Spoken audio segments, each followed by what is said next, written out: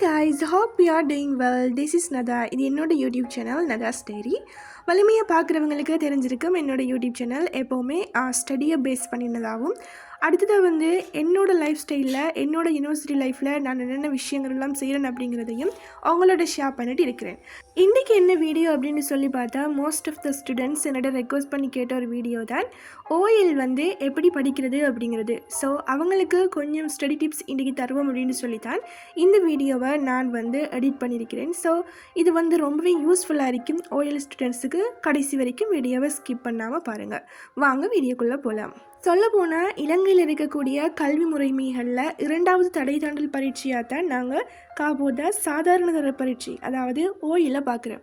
முதலாவது நாங்கள் கிரேட் 5 எழுதுகிற ஸ்காலர்ஷிப் எக்ஸாமை நாங்கள் ஃபஸ்ட்டான ஒரு எக்ஸாமை பார்ப்போம். ஸோ அதுக்கு பிறகு நாங்கள் எங்களோட அடுத்த கட்ட பணிக்கு போக வேணும் அப்படின்னு சொன்னால் நாங்கள் கட்டாயமாக ஒவ்வொருத்தருமே இலங்கையை பொறுத்த வரைக்கும் இந்த ஜிசிஇ ஓஎல் அப்படின்னு சொல்லக்கூடிய ஒரு பரீட்சை என்ன செய்யணும் அப்படின்னு சொன்னால் கட்டாயமாக எல்லாருமே முகம் கொடுத்தே ஆகணும். ஸோ நான் பார்த்திங்க அப்படின்னு சொன்னால் 2019 இதில் தான் என்னோட ஓஎல் எழுதியிருந்தேன். ஸோ எனக்கு வந்திருந்த ரிசல்ட்ஸ் பார்த்திங்க அப்படின்னு சொன்னால் உங்களுக்கு எல்லாருக்குமே தெரிஞ்சிருக்கும் ஆல்ரெடி 9A. அதுக்கு நான் எந்தளவுக்கு எஃபர்ட் போட்டு படித்தேன், எப்படியெல்லாம் ஹார்ட் ஒர்க் பண்ணினேன் அப்படிங்கிறத நான் இன்றைக்கி உங்களோட ஷேர் பண்ண போகிறேன். நிறைய பேரை பொறுத்த வரைக்கும் அவங்களுக்கு நல்லா படிக்கணும், நல்ல ஓஎல்ல ரிசல்ட்ஸ் எடுக்கணும் அப்படின்னு சொல்லி நிறையவே ஆசை இருக்கும். ஆனால் அவங்களுக்கு இருக்கிற காலம் கொஞ்சமாக இருக்கும். இல்லை அப்படின்னு சொன்னால் படிக்க வேண்டிய சிலபஸ் கூடுதலாக இருக்கும். இதை நான் இந்த காலகட்டத்துக்குள்ளே படித்து முடிச்சிருவேனா அப்படிங்கிற ஒரு டவுட் உண்மையாகவே இந்த ஓஎல் புள்ளைகளை பொறுத்த வரைக்கும் நிறைய பேருக்கு அது ஒரு ஸ்ட்ரெஸ்ஸான ஒரு ஒரு சிச்சுவேஷனாக தான் நாங்கள் என்ன செய்கிறாங்க அப்படின்னு சொன்னால் ஃபேஸ் பண்ணிட்டு இருக்கிறாங்க. நானுமே அப்படி தான். நான் ஓஎல் படிக்கிற நேரம் எனக்குமே நிறைய விஷயங்களை நான் முடிக்கணும் அப்படின்னு சொல்லி ஒரு தேவை ஒன்று கட்டாயமாக இருந்துகிட்டே இருந்துச்சு. ஆனாலும் அந்த சவால்கள் எல்லாத்தையும் முறியடித்து எப்படி அந்த விஷயங்களை எங்களுக்கு பிடிச்ச மாதிரி இப்போது சில விஷயங்களை நாங்கள் கஷ்டப்பட்டு படிக்கிறோம் அப்படின்னு சொன்னால் கட்டாயமாக அந்த விஷயம் விளங்காது. அதுவே நாங்கள் விரும்பி ஒரு விஷயத்தை படிக்கிறோம் அப்படின்னு சொன்னால் என்னென்னா எங்களுக்கு அந்த விஷயம் குயிக்காக விளங்கி கொள்ள முடியதாக இருக்கும். ஸோ அதே தான் உங்களுக்கு நான் சொல்கிறேன். உங்களுக்கு ஒரு விஷயத்தை படிக்கணும் அப்படின்னு சொன்னால் முதலாவது நீங்கள் எதுக்காக படிக்கிறீங்க, உங்களுடைய தேவை என்ன, நீங்கள் படித்து இதுக்கு பிறகு என்ன ஆக போகிறீங்க, இப்படியான விஷயங்கள் எல்லாம் கட்டாயமாக நீங்கள் என்ன செய்யணும் அப்படின்னு சொன்னால் உங்களோட மெமரியில் நீங்கள் ஃபிக்ஸ் பண்ணிக்கொள்ளணும். எஸ், நான் இதுதான் இந்த ரிசல்ட்ஸ் தான் நான் எடுக்க போகிறேன். ஸோ இதுக்காக தான் நான் ஹார்ட் ஒர்க் பண்ண போகிறேன் அப்படின்னு சொல்லி. ஆக நீங்கள் இப்படி ஒரு ஆசையோடு படிப்பீங்களாக இருந்தால் கட்டாயமாக என்ன செய்யாது அப்படின்னு சொன்னால் உங்களுக்கு படிக்கிற விஷயம் ஒரு நாளுமே மறக்காது. என்னையை பொறுத்த வரைக்கும் நான் ஒரு 9 எடுக்கணும் அப்படின்னு சொல்லி கிரேட் 10 ஃபிக்ஸ் பண்ணிட்டேன் அப்படின்னு சொன்னால் நான் கிரேட் 10 என்ன செய்யணும், ஓஎலுக்கான எல்லா ஏற்பாடுகளையும் நான் ஸ்டார்ட் பண்ணணும்.